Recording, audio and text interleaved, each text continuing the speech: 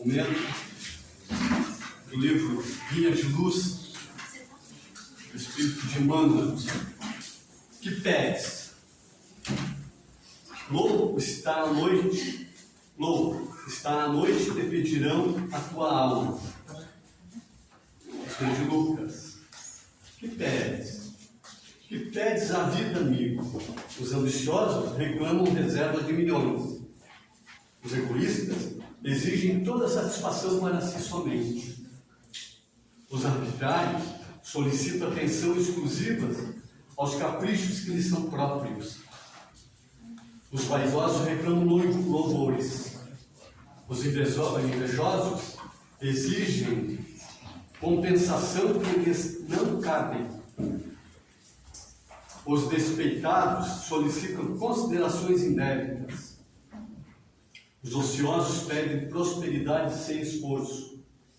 Os tolos reclamam divertimento sem preocupação de serviço. Os revoltados reclamam direitos sem deveres. Os extravagantes exigem saúde sem cuidados. Os impacientes aguardam realizações sem bases. Os insaciados pedem todos os bens, esquecendo as necessidades dos outros. Essencialmente, considerando, porém, tudo isto, é verdadeira loucura, tudo fantasia do coração que se atirou exclusivamente à posse efêmera das coisas mutáveis. Vigia, assim, cautelosamente, o plano de teus desejos. Que pedes à vida, não te esqueças que talvez, nesta noite, te pedirá o Senhor a tua alma. Vamos nesse instante, então, após essa leitura, elevar o nosso pensamento a Deus e agradecer por poder estar aqui, nesse ambiente ao qual fizemos a escolha de vir receber o alimento que alimenta nosso espírito, nossa alma, tão necessitada deste pão, ao qual, como Cristo nos falou, aquele que bebe desta água e come deste pão, jamais terá sede e sentirá fome. E é assim, dessa forma, que nós, então, damos por iniciado os trabalhos da noite, agradecendo primeiramente a Jesus, a espiritualidade amiga que atua neste ponto de luz, ao nosso mentor da casa, Antônio Melo, e a Jesus, que é a ponte que nos leva ao Pai.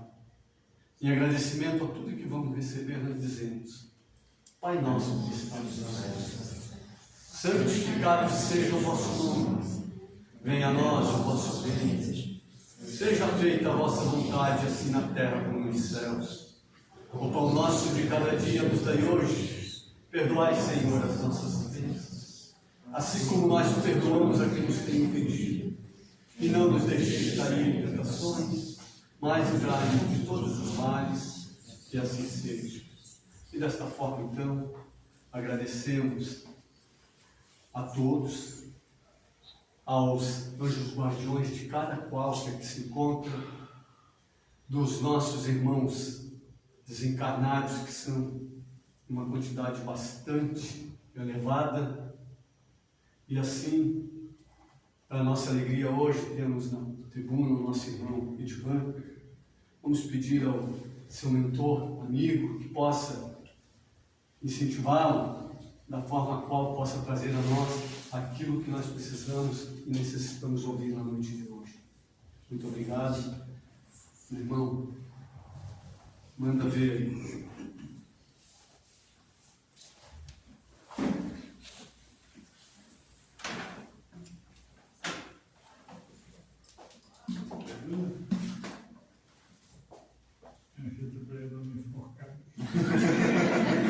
Aproveita aí.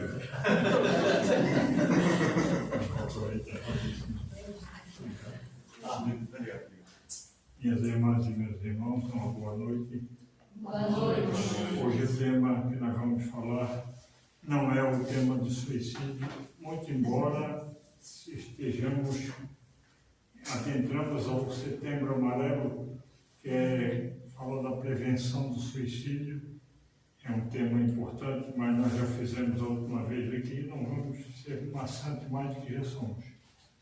O Setembro Amarelo, todos devem saber por que amarelo.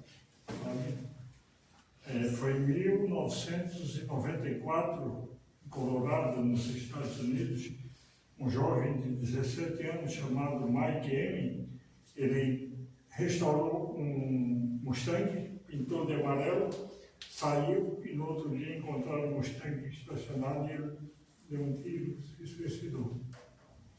Então a Organização Mundial de Saúde resolveu por lei para chamar a atenção o Setembro Amarelo. Mas tem uma data também não menos importante, que é o 7 de setembro, que nós passamos ontem. Ontem foi ontem? Não, foi quarta. Foi ontem, né? Ontem. 201 anos de liberdade, que o nosso irmão Dom Pedro I deu o grito da independência, inspirado por Tiradentes, nos libertou. Esse relato, essa história está no livro Brasil, Coração do Mundo, Pátria do Evangelho, Psicografia de Chico Xavier, ditado por Humberto de Campos. Quem for acessar vai encontrar Irmão X, Humberto de Campos, não sabia o porquê que ele assinou com esse pseudônimo. Eu vou deixar para quem não sabe a curiosidade de ir atrás para a gente não falar com dar um spoiler aqui. É um livro muito interessante. Mas hoje nós vamos falar do capítulo 28 do livro do Evangelho segundo o Espiritismo, que é o item que tem, é o capítulo que tem mais itens, tem 84 itens. Não, estou brincando. É que só vai ter no vídeo. Devia ter dito que eu não estaria pagando assim.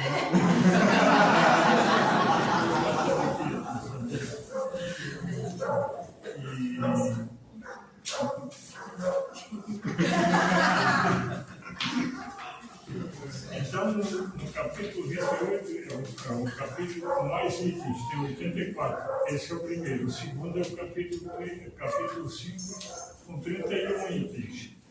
E no capítulo, esse 28, o título é, Allan Kardec colocou Coletânea de Preces. E ele abre esse capítulo com a prece dominical. E ele se explica o porquê colocaram logo na primeira página desse capítulo essa prece. Porque a gente sabe que a prece mais proveitosa, a prece que chega até Deus, é a prece improvisada. O Pai Nosso, Jesus não trouxe essa oração do plano espiritual, ele improvisou ela e falou de tudo desse improviso. A prece melhor que tem é não ficar repetindo palavras, a gente poder repeti-las, mas com sentimento, com emoção. Então ele disse que colocou, logo que abriu o capítulo, por dois motivos. Um, porque foi Jesus que a trouxe, que ditou ela para nós. E o outro motivo é porque ela é um símbolo, serve como um símbolo para sabermos o que nós vamos falar. Mas Jesus, na sua sutileza, a sua maioridade, ele falou para nós, ele nos deu uma responsabilidade, que a gente faz a prece como fizemos agora, ainda há pouco aqui, talvez a gente não se aperceba do que a gente está falando. As duas primeiras palavras são um comprometimento assim, incalculável.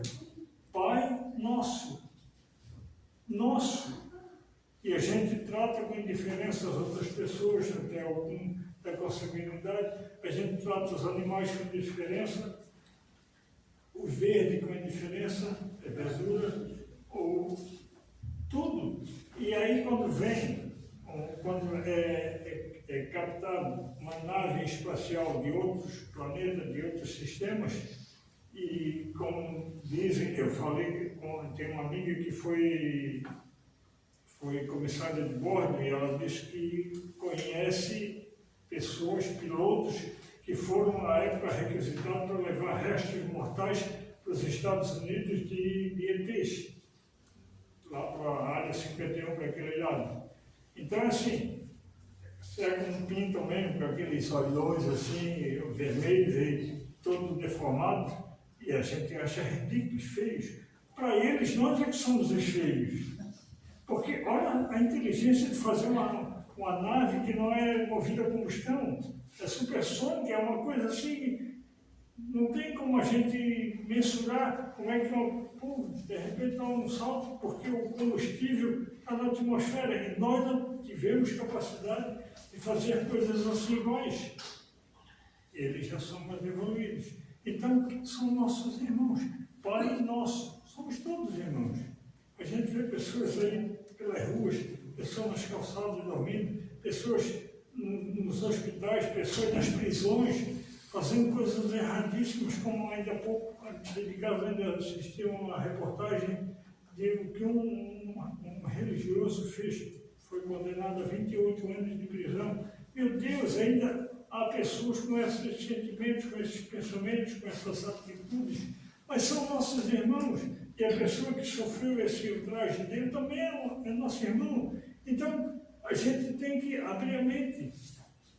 Está passando por situações difíceis, mas falávamos para o meu médico de transporte, o Robson, de lá para cá, e falamos essa semana com uma advogada no nosso bairro, conhecemos ela há pouco, entreguei a mensagem de Chico Xavier, e ela disse: eu sou médico.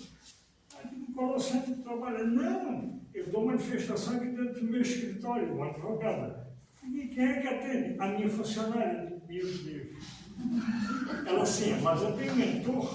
O meu mentor não é Emanuel, mas é tipo Emanuel.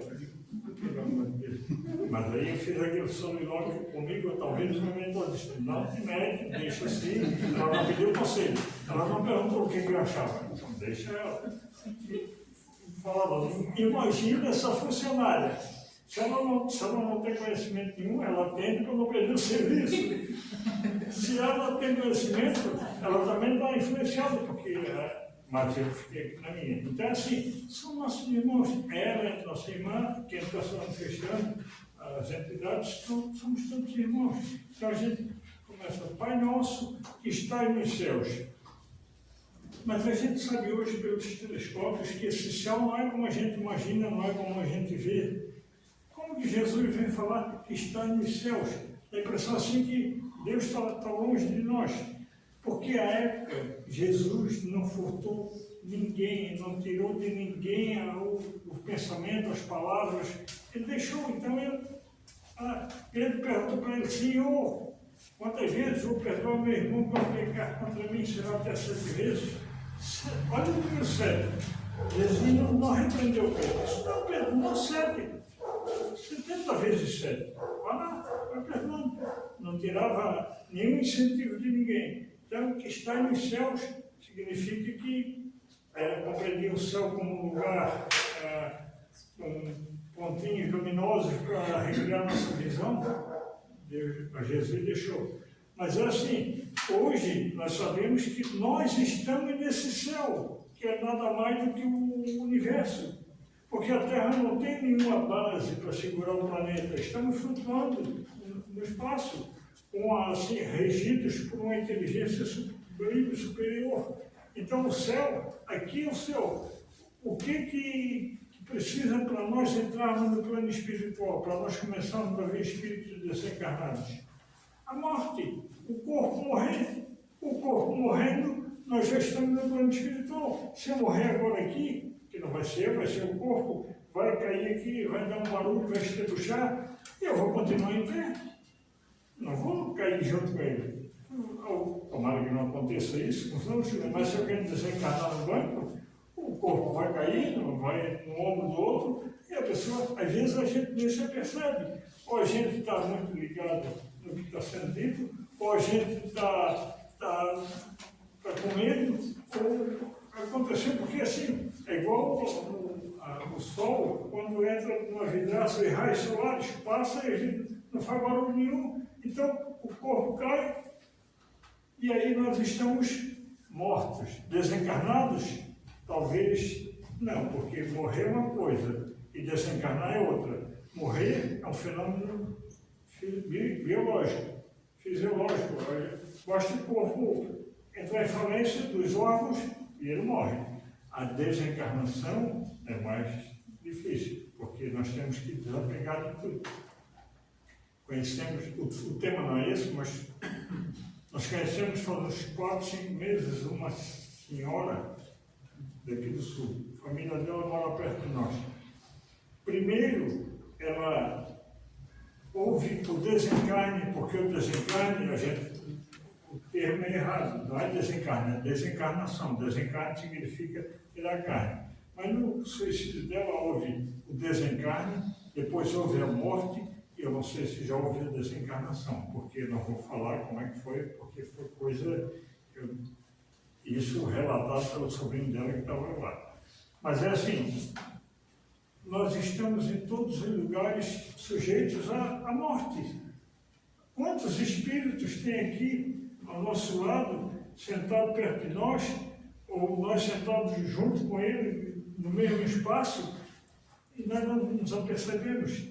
Eu vi esses dias um relato de um médium que disse que um senhor já, quando ele era novo, a mãe dele era médium espírita, e se manifestou um espírito muito revoltado, porque foi levado para o hospital com dor no coração, voltou do hospital, saiu bem, não tinha mais dor nenhuma, chegou em casa, falava com a mulher, com os filhos, ninguém dava atenção para ele, ele estava sentado na cabeceira da mesa, como era o lugarzinho dele, o filho chegava, sentava no colo dele, aí eu morava em outra cidade, aí pegaram endereço, tudo, onde é que é a sua casa?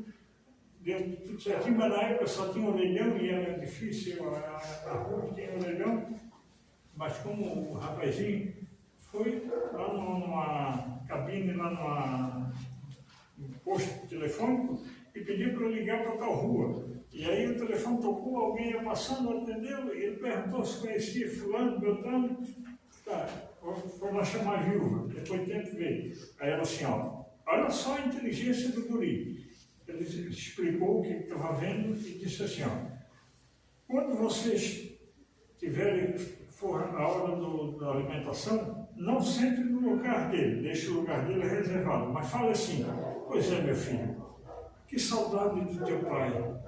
Teu pai desencarnou, fez a viagem para o plano espiritual e nós sentimos tanta saudade dele.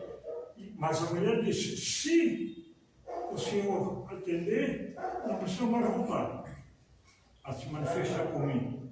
Aliás, o rapazinho falando com a mãe dele, se o senhor der tudo certo, não precisa mais manifestar na mãe.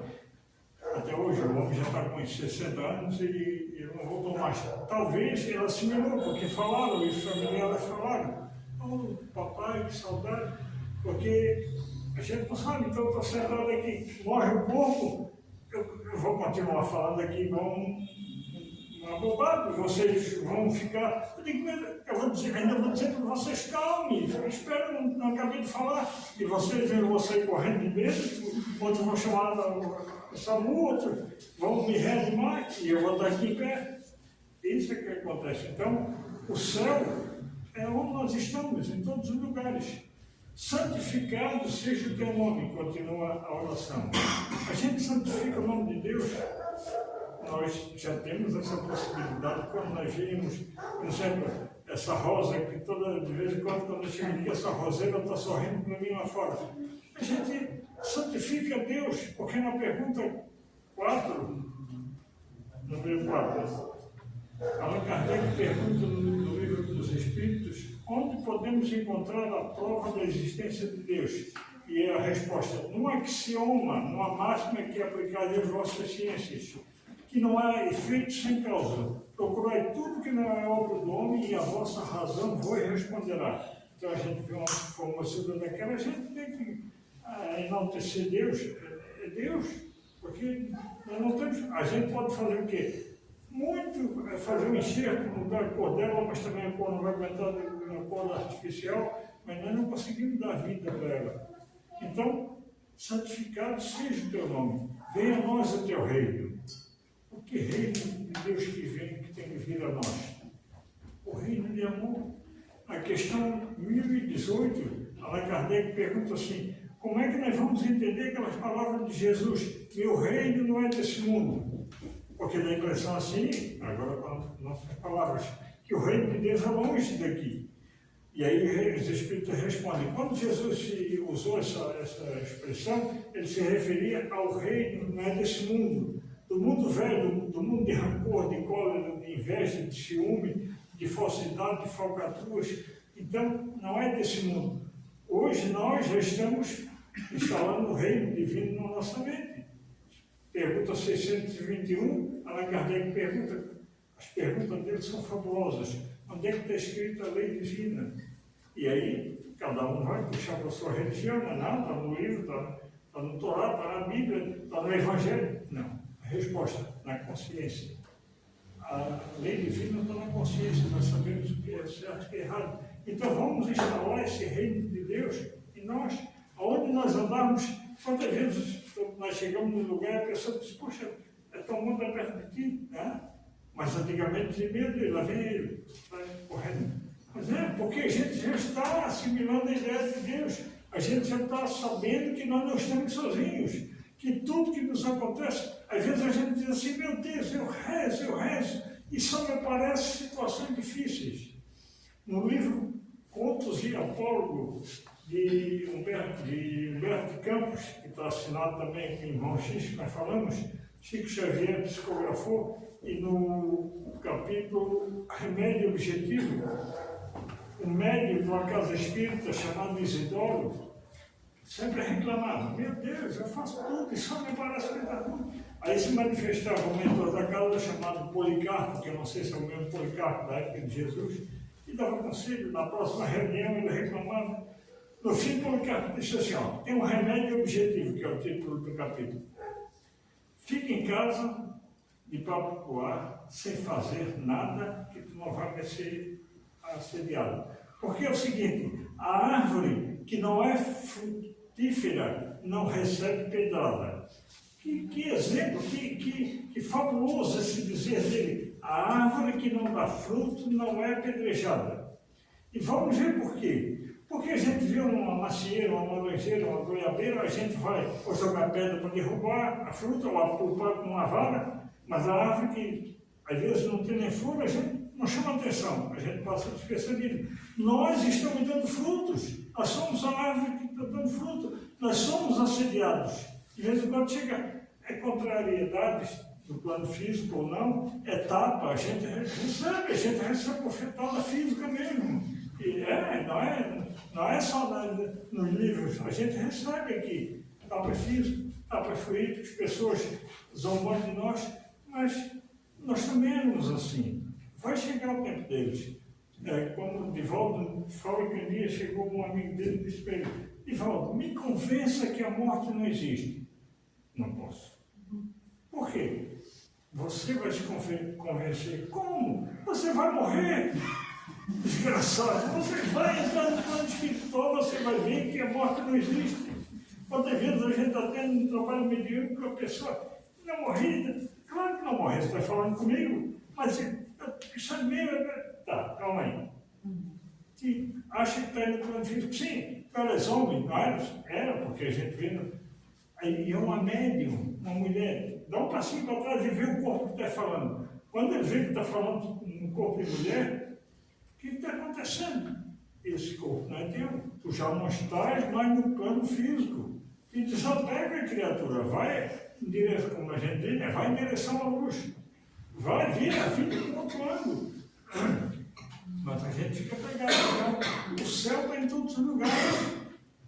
Venha a nós o teu reino, seja feita a tua vontade. E aí a gente vê.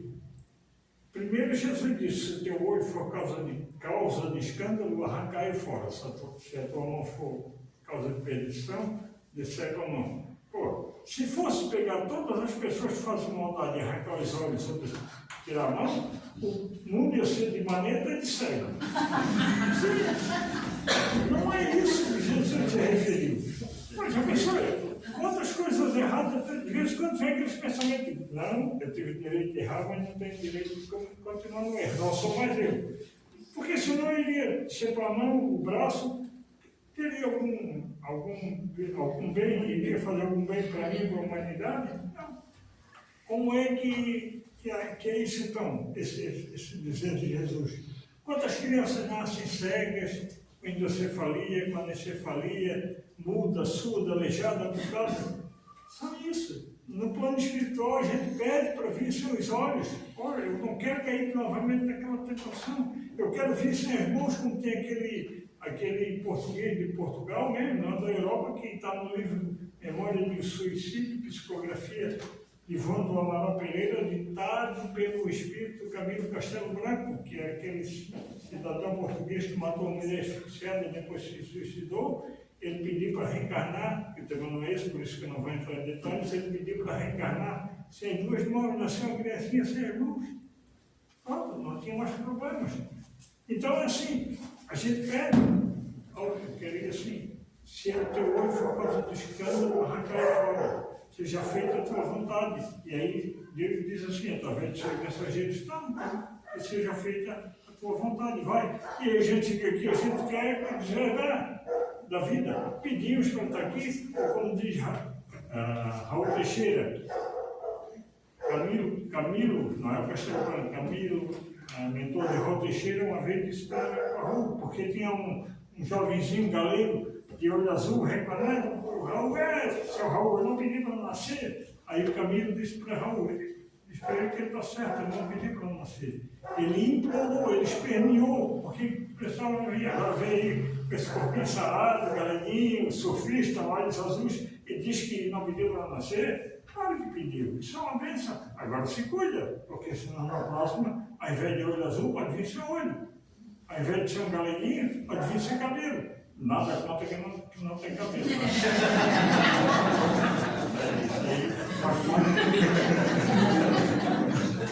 Apesar de nascer sem cabelo, todos nós nascemos sem cabelo, sem dente, mas não é esse caso.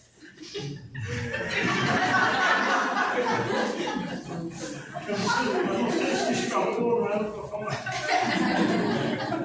Mas você escapou.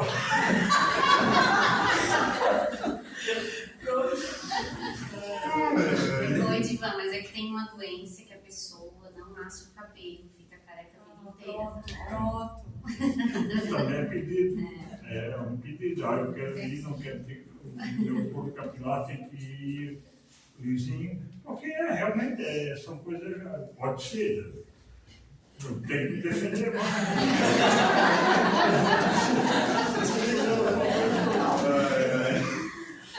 Então seja feita a sua vontade na terra como no céu.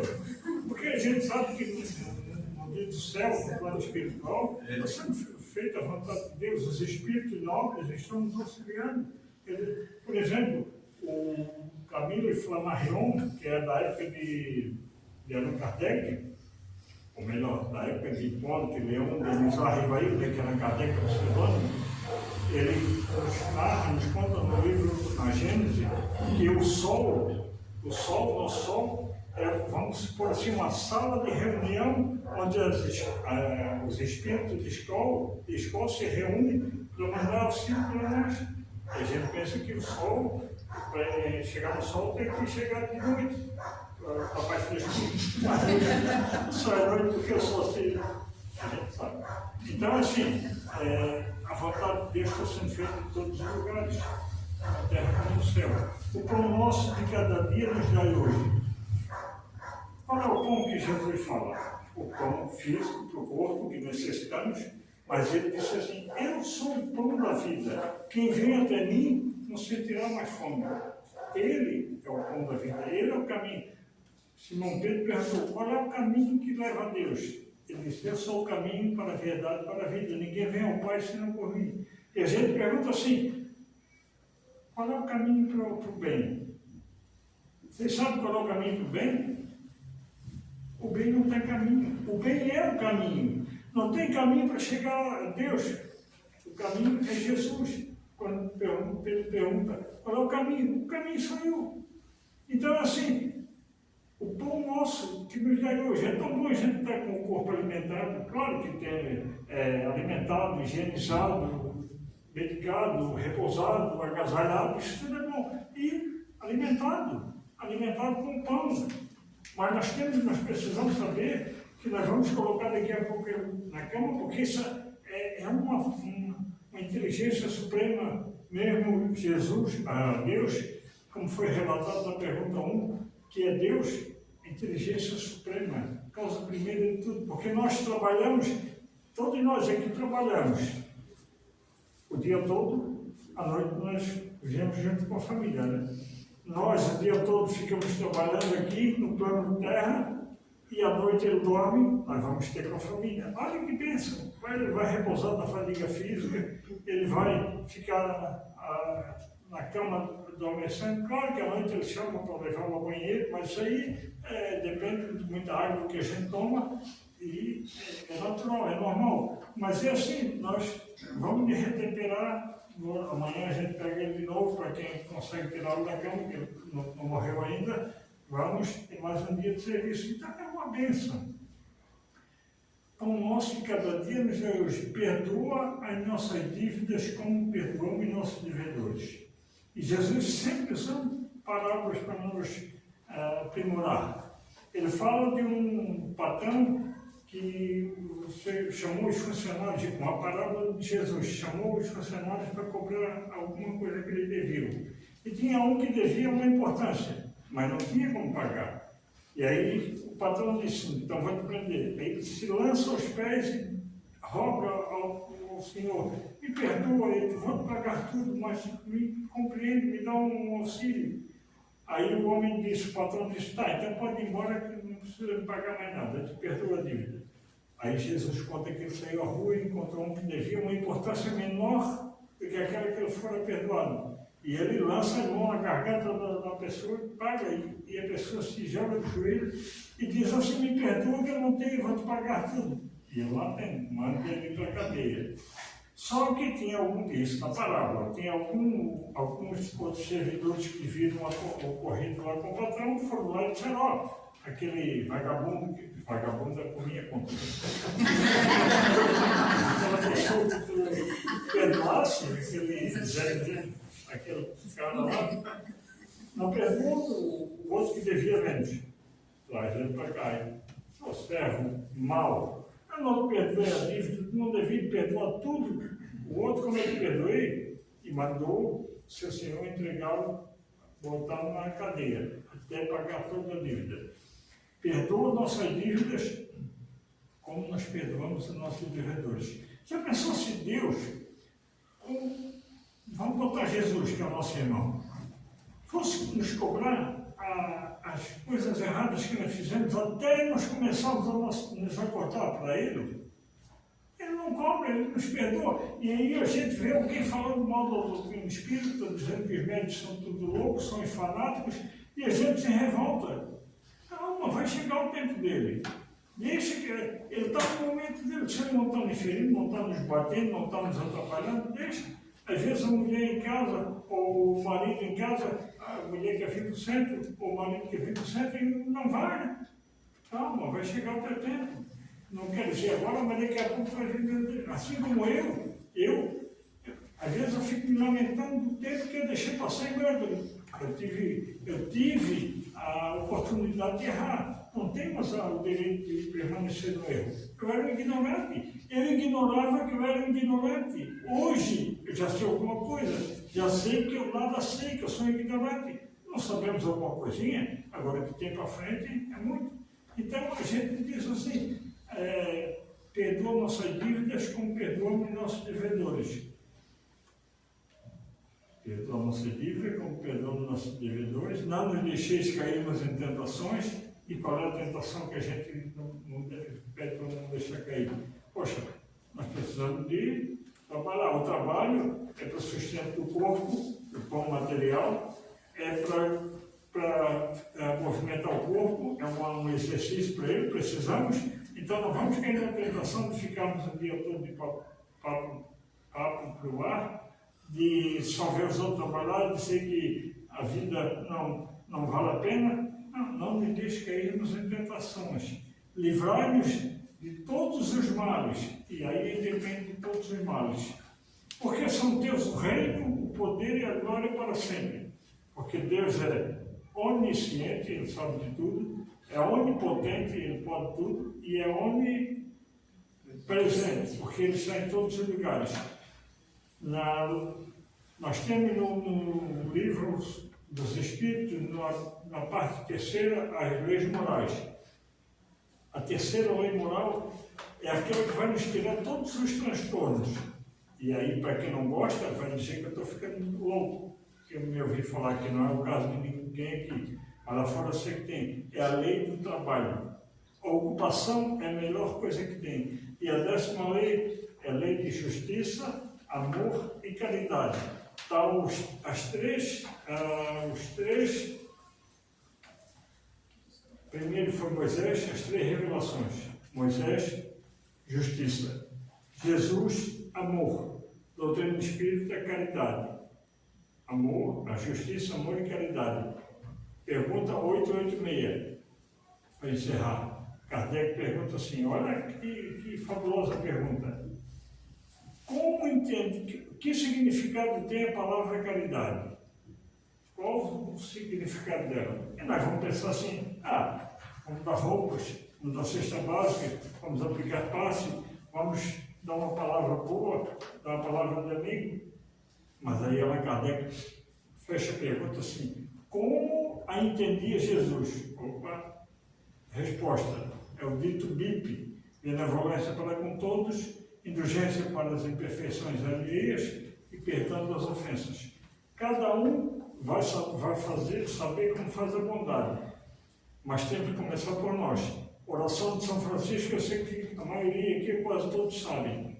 Ele não diz assim, Senhor, fazei da humanidade instrumento da vossa paz. Não. Fazei de mim instrumento da vossa paz. Cada um tem que adquirir, cada um de nós, para podermos repassar. Como ele diz mais à frente, é dando que se recebe. Só vamos dar o que temos. Meus irmãos e minhas irmãs, o que eu tinha para falar era isso. Tem muito mais coisas, mas o horário, apesar que não é contido, mas é digital, ele corre mais. Ele corre bastante. E as dúvidas, assim que eu levantei, dúvida polêmica, os irmãos e as irmãs da casa vão tirar de mim. Muito obrigado, um bom fim de semana. Que Jesus nos abençoe. Igor, depois você manipula o vídeo, né? Tira algumas partes. Referência de tudo. Orar é. Certa vez uma pessoa me disse, Sandro, Deus não precisa de puxa-saco. Quando eu oro, eu não oro na intenção de bajular o Senhor. Esse é o primeiro ensinamento de Jesus. Quando ele ora em direção ao Pai, ele se põe ao Pai. Orar é, quando lavar uma louça, essa louça que eu estou lavando, que o meu filho, que o meu marido, que a minha filha acabou de se utilizar, eu oro abençoando aquele momento, aceitando o meu papel naquele processo. Orar é, marido, trabalhei o dia inteiro e trabalhei para quê? Para auxiliar o meu filho, a minha esposa, os proventos da minha casa. Põe um sorriso no rosto quando está chegando em casa. Por quê? Orar é ficar feliz com as responsabilidades que você escolheu. O verdadeiro sentimento de oração, ele nasce dentro de nós, não através somente da dor. E muito menos da autopunição. No momento que a gente dá o passo em direção à nossa vida e reconhece, essa é a minha vida. Aquela é minha esposa. Aquele ali é meu filho. Não como propriedade, mas como um caminho. Orar é caminhar a sua vida. Maria, Mãe de Deus, nos coloca muitas vezes a oração repetitiva. Por que ela faz isso? Porque ela adora 150 Ave Marias no colo dela? Não. É para você, conforme você vai recitando, tiver um mantra, e esse mantra tu aquieta a tua mente, e daqui a pouco tu começa a fazer naturalmente. Orar é você te dar carinho. Te dê carinho. Não seja tão perfeccionista. O corpo não precisa disso. Muito menos o espírito. Vamos refletir quando chegar em casa, nosso lar. Orar é chegar no lar e abençoá-lo. Não ficar reparando que a tinta está borrada, Deus vai ser suja. Coloca a mão naquela parede. Abençoa teu lar. Senhor, sei que estás comigo. Sei que estás aqui. Orar é te acolher. Se você não gostar de ti, não adianta.